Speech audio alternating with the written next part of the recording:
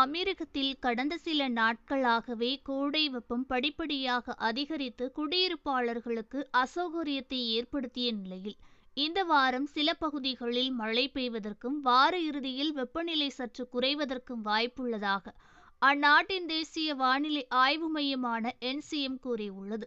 இது தொடர்பாக என்சிஎம் வெளியிட்டுள்ள வானிலை அறிக்கையின்படி நாடு பாரம்பரிய ரவை பருவத்திற்குள் நுழைவதால் இப்பருவத்தில் வெப்பசலன மேகங்கள் உருவாகி குறிப்பாக கிழக்கு மற்றும் மலைப்பாங்கான பகுதிகளில் உள்ளூர் அளவில் இடியுடன் கூடிய மழை பெய்யும் என கூறப்பட்டுள்ளது. இந்த நிலையற்ற வானிலை காரணமாக புதன், வியாழன் மற்றும் வெள்ளிக்கிழமைகளிலும் மழை தொடர வாய்ப்புள்ளது. இந்த வாரம் கிழக்கு பகுதிகளில் அதிகபட்சமாக மழை பொழிவதற்கான வாய்ப்புள்ளதாக கூறப்படுகிறது. குறிப்பாக ஃபுஜைரா, கோர்பகான், கல்பா மற்றும் மசாஃபி போன்ற பகுதிகளில் மழை பெய்யலாம் என கூறப்பட்டுள்ளது. புதன்கிழமையன்று நாட்டின் சில பகுதிகளில் கோடை மழை பெய்துள்ளது. இது குடியிருப்பாளர்களுக்கு கோடை வெப்பத்திலிருந்து நிவாரணம் அளித்தாலும் வாகன ஓட்டிகளுக்கு வாகனம் ஓட்டுவதிலிருந்து சவாலான சூழ்நிலையும் ஏற்படுத்தியுள்ளது. வியாழக்கிழமையை பொறுத்தவரை இன்று காலை நேரத்தில் வானிலை சீராகவோ அல்லது ஓரளவு மேகமூட்டத்துடன் காணப்படும் என என்சிஎம் கூறியுள்ளது. இன்று பிற்பகுதியில் குறிப்பாக கிழக்கு மற்றும் தெற்கு பகுதிகளில் புதிய மேகங்கள் உருவாகக்கூடும் என என்சிஎம் கூறியுள்ளது.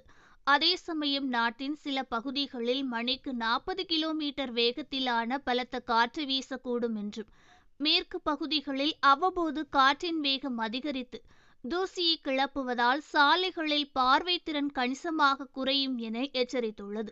கடல் நிலைமைகளை பொறுத்தவரை அரேபியா வளைகுடாவில் கடல் அலைகள் லேசானது முதல் மிதமானது வரை இருக்கும். ஆனால் குறிப்பாக மேற்கு பகுதிகளில் அவ்வப்போது கடல் கொந்தளிப்பாக மாறக்கூடும் என்றும் ஓமன் கடலிலும் அலைகள் லேசானது முதல் மிதமானதாகவே இருக்கும் என்றும் இருப்பினும் சில இடங்களில் கடல் கொந்தளிப்பு ஏற்பட வாய்ப்புள்ளதாக அமெரிக்கத்தின் தேசிய வானிலை ஆய்வு மையமான என்சிஎம் கூறியுள்ளது. ஆகவே மீனவர்கள், படகு ஓட்டுபவர்கள் மற்றும் கடலை பயன்படுத்துபவர்கள் கடலுக்கு செல்லும் முன் வானிலை குறித்த தகவல்களை சரிபார்க்குமாறு அதிகாரிகள் அறிவுறுத்தியுள்ளார்கள்.